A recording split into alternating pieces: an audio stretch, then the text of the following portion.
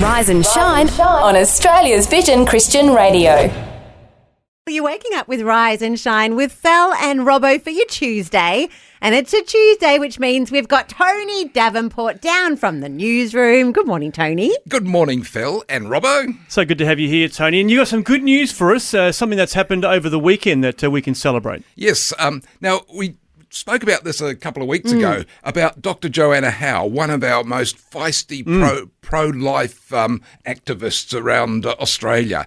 And she has been doing a lot of research about how abortions are carried out in Australia, and then actively going around and fighting for the unborn all around the country. And then she's also a very prolific poster on social media with her pro-life posts.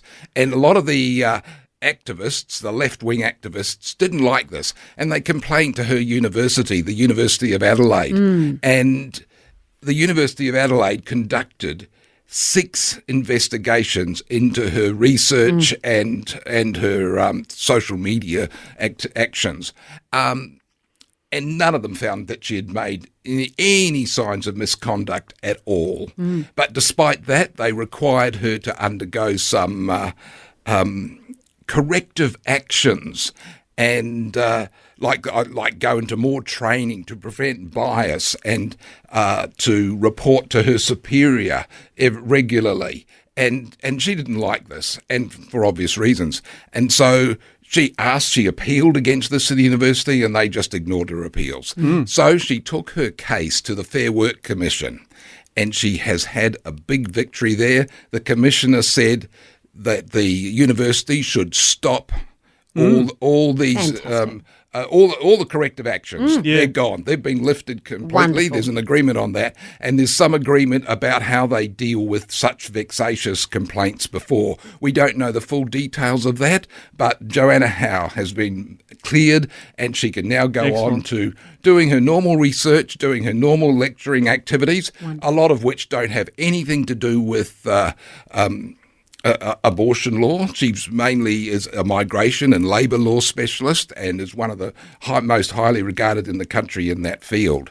So she can get on to doing her job and doing her pro-life activities in her own time, and has been cleared. So that was really good news. But it cost her $100,000. Incredible. And she said the case should never have been brought because she did nothing wrong. That's right. And she's been standing up for academic freedom of speech. Absolutely. Her ability to stand up for what she believes in and to be able to speak that freely. So we're very thankful for her, really. I've been following her along on Instagram, Tony. And so if anyone's interested in that case, she does post a lot, and she's an excellent speaker, Dr. Joanna Howe, and a mum of 5. She's very inspirational. Well, she's the Mother of the Year too this year. That's right. They gave her that title. She's super mum. She just does all this law work, all this bringing up family, and all this fighting for the unborn. She's so an amazing woman. Yeah, that's wonderful. Well, some good news here. I'm glad to hear a bit of good news. There's a slight downside if she had been in the United Kingdom.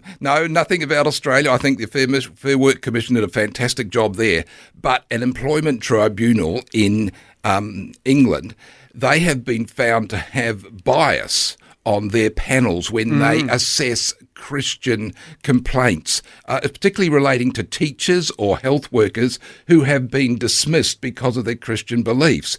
They were found to have posted, one panel member said only atheists should be in public office, and Christians are worse than woke. And this panelist had put a whole lot worse things on social media while he was assessing a Christian's case. Wow. And the tribunal, they had to cancel it, and that guy got he was accused of misconduct, and he was actually not convicted, but he was found guilty of misconduct. Whether he can serve on a tribunal again, we don't know. But it shows the bias in those British legal organisations, legal institutions, and the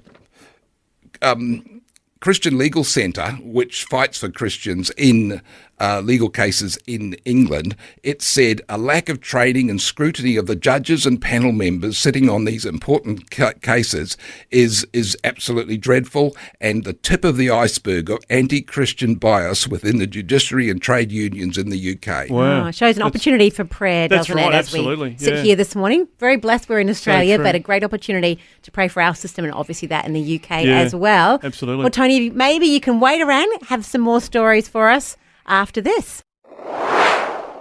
You're waking up with Rise and Shine with friends this morning. It's Fel and Robbo. We've got Tony down from the newsroom. Tony, have you got some more news for us this morning? Yes, I do. The Olympics are over. It all went pretty well. I think they've answered our prayers. There was nothing really, really bad happened there. Went well for Australia, though. The We medal did haul was so incredible. well. Unbelievable. And when you look at it per capita, I think Yeah. I've seen that medal, and we won, I think, Oh, as far by as that goes, which streets is ahead, yeah. very impressive. Tony, did you try out any sports? Like at our house, we've been practicing diving, synchronised diving, so the girls and I will try and do it together. We're pretty good. Did you try anything, any sport take your fancy?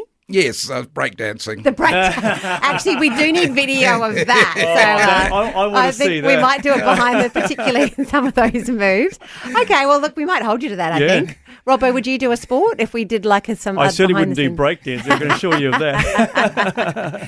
Anyway, I'll just bring up, there was a negative thing that happened last week, but because the one downside of the Olympics was the opening ceremony, which, Yes. which was quite offensive to Christians.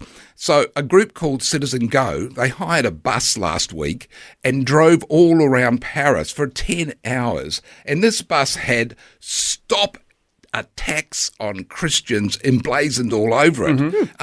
That's all it had on, and it had a picture of those offensive scenes from the opening ceremony, and that's all it had. No it music or anything? No music, no nothing, and they just drove around Paris for 10 hours, no problems. And then at 7 o'clock at night, the cops stopped the bus at gunpoint. They forced all the protesters. There were only about 7 of them on board. It forced them out of the bus, handcuffed them, strip searched them, took away their mobile phones. Oh, They refused to let them speak to any lawyers, and locked them up for Great. 12 hours. They hadn't broken any law, and in the morning they were released. Well, Wow. But it was pretty unfair Yeah, treatment. absolutely. And Shocking. the organiser, Citizen Go, the founder of that, he says the President Macron organised this so it wouldn't just detract from the holding of the games. that's amazing. Wow, that just sounds remarkable That's to me. right. It's the sort of thing that I guess that they would be able to then, have some sort of recourse to say, you've treated us unfairly. I wonder where it might go from here. They'll take legal action. Whether anything happens in the French courts, we just don't know. Yeah, wow. Oh, that's a bit of a disappointing thing. As you said, that the Christians. the opening ceremony certainly was a bit of a fizzer in that respect. But anyway, the games are over for another 4 years, and it's off to LA next time, isn't it? Yes, and the closing ceremony, as we know, is Tom Cruise led us the way, the action man. So it could be a very action Olympics in LA. Classic. That's so good. Well, look, thanks for the update today, Tony. Some interesting stories, some points for prayer, and certainly good to be aware of those things. And obviously, we can read a lot about what you're discovering on the Vision website. Go to the latest news and the perspectives pages there at vision.org.au. But thanks, Tony. Appreciate your time. It's a pleasure.